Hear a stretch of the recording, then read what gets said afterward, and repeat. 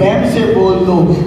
ब्रजवासी हो और ब्रज में जो बोला जाता है वो बोल दो, ना बोलोगे आर कसी हो जय जय श्री। अब काय को बोले, जब ना बोले हमने कही हो। हाँ, बीच बीच में राधे राधे बोला करो। राधे राधे बोलोगे तो तुम्हारे घर में कन्हैया पहुंच जाएगा। खाना को बुलाना है ना तो बोल दिया करो, और ना बुलानो ना तो बिल्कुल मत बोलियो। हाँ, प्रेम से कथा सुनिए, बड़ी प्यारी कथा। बेटा प्यार जी रोते रोते पीछे जा रहे, रोते रोते, बेटा रुक जाओ। हाय मेरे बेटा, अभी तुम्हारा जन्म हुआ बेटा, मन में कहाँ चले हो अकेले? अरे मुंह दिखा दो, मुंह दिखा दो। माता पिता को मुंह ना दिखाने वाला ऐसा महान पुरुष जिनका नाम है, बोलो सुखदेव जी महाराज की। दुनिया से कोई मतलब नहीं। भागवत में लिखा है कि सुखदेव कैसे हैं?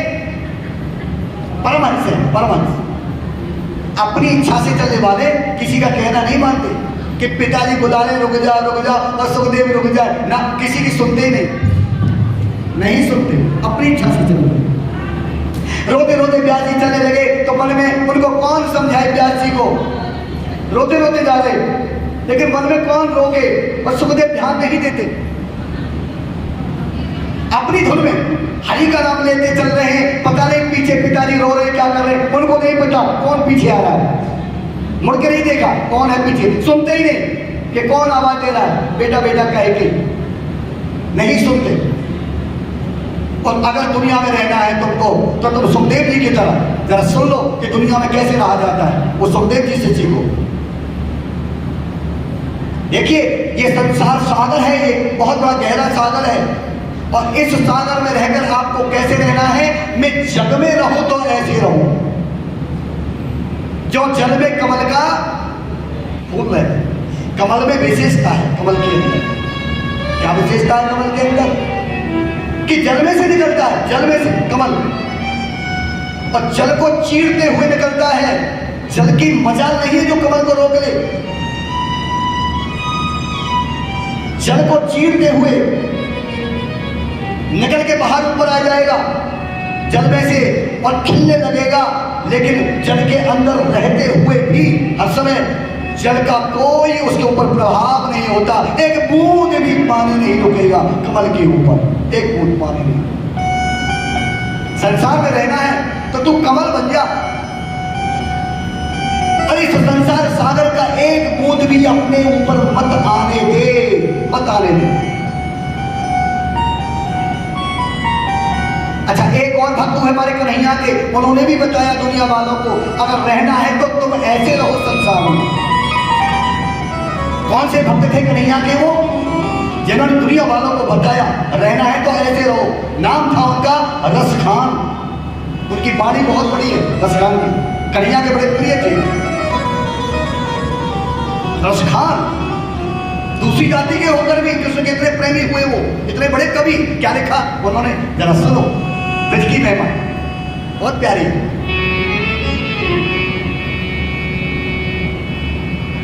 कि सुनिए सबकी, एक एक शब्द सुनना क्या कहा था कि सुनिए सबकी पर कहिए न कछु, रहिए मया भवबागर में। सबकी सुनो, सुनो सबकी और करो मन की। अच्छी बात हो तो यहाँ सुनकर अंदर ले जाओ, और काम की ना हो इधर से सुनो इधर निकाल दो। ये रसखान बता रहा कि सुनिए सबकी पर कहिए न कछु, रहिए इमया भवबागर में। करिए व्रत में सच्चाई लिए या सौंदर्य भवसागर में। सच्चाई पर चलो, तेरा बाल बांका नहीं होगा। करिए व्रत नेम सच्चाई लिए और या सौंदर्य भवसागर में। और मिलिए सबसे दुर्भाव बिना, रहिए सत्संग उजागर में। रस खा रस खान गोविंद को यो भजिए, जैसे नागरिको चित गागर, जैसे नागरिको चित गागर। कुएं से पानी भरकर 3-3 मटकियों में लाने वाली पनहारिन एक भी मटकी गिरने नहीं देती, एक भी मटकी, और हाथ से नहीं पकड़ती है वो। अरे अब तो आधुनिक समय आ गया, पहले कुएं से भर के लाते थे बहुत दूर दूर से, 3-3 मटकी लेकर के माता बहने, लेकिन एक मटकी नहीं गिरती थी और पकड़ती भी नहीं थी। और आजकल तो देखो कलश यात्रा में एक छोटी छोटी मटकी ने लेके घबरा जाए, कैसे उठाएंगे, कैसे चलेंगे, पानी ने के कम डालियों जल में, जल भर दिया तो चलेगी ना। 3-3 मटकी लेकर सर पर चलने वाली माता बहनें हाथ से नहीं पकड़ती थी, एक भी नहीं मटकी गिरती थी, जल नहीं फैलता था। अच्छा, वो ऐसा क्यों हो रहा है कि मटकी पकड़ी नहीं पर मटकी गिरती नहीं? कारण है उसका, क्योंकि उस पनिहारिन को डर है किसी से कि अगर एक भी मटकी टूट गई इनमें से तो घर पर जो सास बैठी है ना, इतनी खतरनाक है वो, घर पे सास इतना सुनाएगी, हाथ टूट गए, फोड़ के चली आई, नहीं लेके आई और जीव तोड़ गई, बहुत सुनाएगी। सास के डर से मटकी नहीं गिर रही है। ये कथा कोई सास बहू की नहीं है, ये हमारे ऊपर है। हम भी तो मटकी हैं, परमात्मा ने भेजा है, परमात्मा हमारी सास है, और हमको यहाँ भेजा, ये मटकी को भेजा, ये शरीर रूपी मटकी को भेज दिया दुनिया में। जा, अगर तू दुनिया देखना चाहती है तो जा मटकी संसार में चली जा, लेकिन आत्मा रूपी जल इसमें डाल दिया, हमारे शरीर रूपी मटकी में आत्मा रूपी जल डाल दिया। तो भगवान बोले, मैं जैसे इस जल को यानी आत्मा को तेरी मटकी में डाल रही हूँ, इसे संसार में फोड़ कर मत आना। जैसे दे रही हूँ ना मेरी आत्मा, तू ऐसे ही मेरे पास साबुत चली आना। बोलो राधे राधे। कितना बड़ा ज्ञान है। संसार में आकर आपने शरीर रूपी मटकी को यहाँ फोड़ दिया और आत्मा रूपी जल यहाँ बिखर गया तो 84 लाख के चक्कर में पड़ जाएगा, तेरी मुक्ति नहीं होगी। परमात्मा रूपी सांस से डरो और जैसे लाए हो। अच्छा देखिए, मटकी को, इस शरीर को संभालता कौन है यहाँ पर? जिसमें विवेक हो, जिसमें ज्ञान हो, जिसमें भाव हो, जो परमात्मा को मानता हो, मटकी को संभाल के रखेगा, आत्मा को संभाल के रखेगा। कौन कौन हुए जिन्होंने मटकी को संभाला? अब जरा को ही सुना देते हैं, पहले प्यार से सुनो। अरे चदरिया हो चदरिया, झीनी रे झीनी, और राम नाम रस भीनी चदरिया, झीनी रे झीनी, नाम रस भीनी चदरिया, झीनी रे झीनी। अरे राम नाम रस भीनी चदरिया, झीनी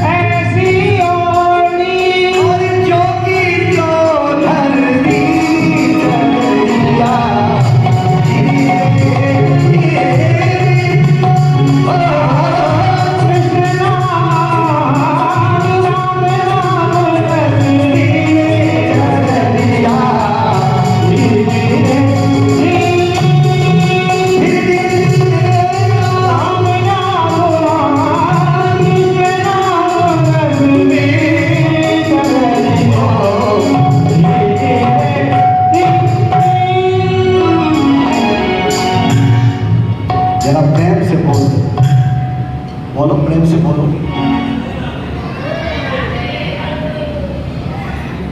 अच्छा देखिए, ये हॉल है ना, इसमें आवाज जो है ना गूंजती है,